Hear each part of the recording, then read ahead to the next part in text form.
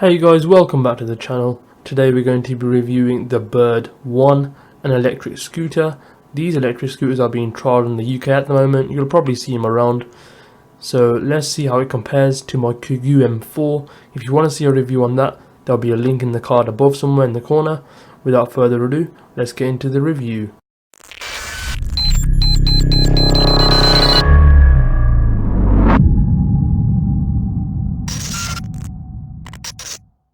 Let's first take a look at the motor. It's a 350 watt DC brushless motor with a max climbing ability of 15 degrees of elevation. I think it does actually climb better than that, to be fair, as I don't find it struggling to climb up any hills. This is a similar motor that you'll find on the likes of the Xiaomi Mi Pro and some other lower end scooters, as it is only 350 watts. Let's quickly talk about this deck.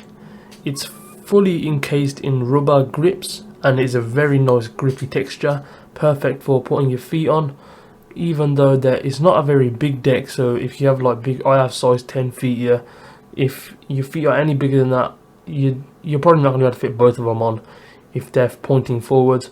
If you're pointing them to the side, then yeah, you'll have no problems. You should have no problem riding this on in the wet, as your feet should stay perfectly secure on the deck. As I said before, the grip is great. Let's move on to the front wheel.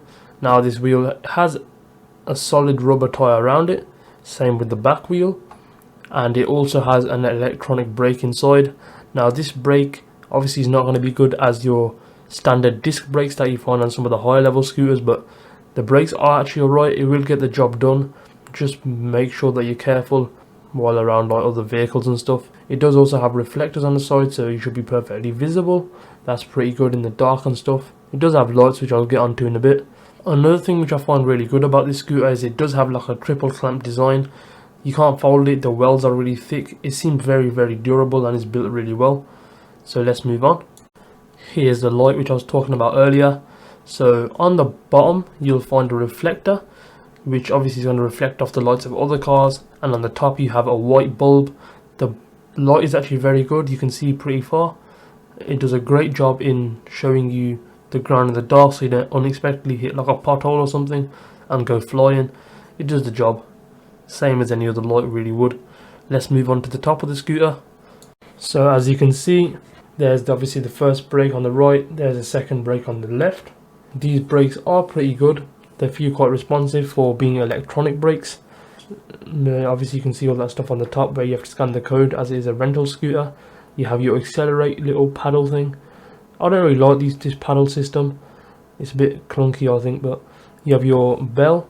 I don't know why, but you actually can't move this bell. It's kind of stuck inside the actual frame. I don't know why you can't move it, but it's a bit silly in my opinion.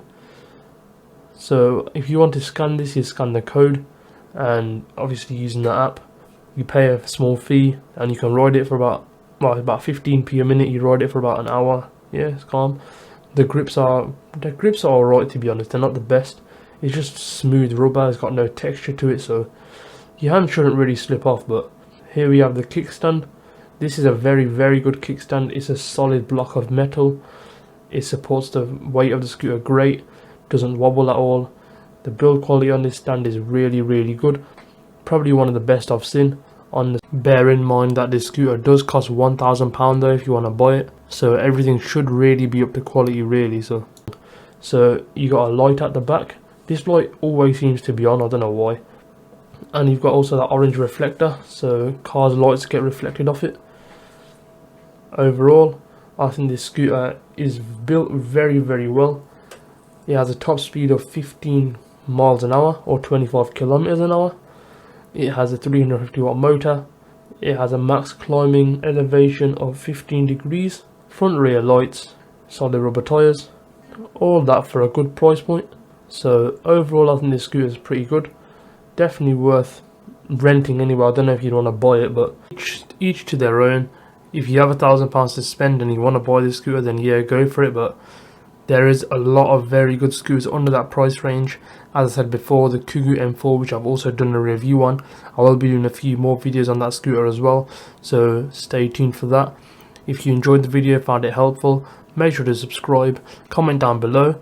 if you want anything else on this channel. And yeah, I'll see you in the next one. See ya.